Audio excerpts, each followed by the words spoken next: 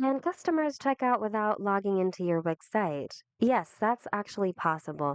However, it is advisable to require them to log in so they can have their info, such as their purchase history, billing details, etc., saved. And that's possible with the help of the Wix members area. But if you want to allow your customers to check out even without logging in, here's how you can do it. So on the Wix editor, go to the My Business button on the left. Click on Wix members area and then click on this three dot button here.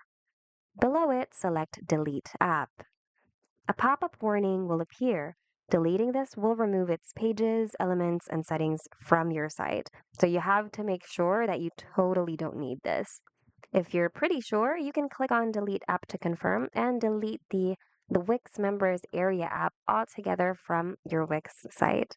And once you do that, Wix Members Area will be removed and your customers will be able to check out even without logging in or having an account with your Wix site.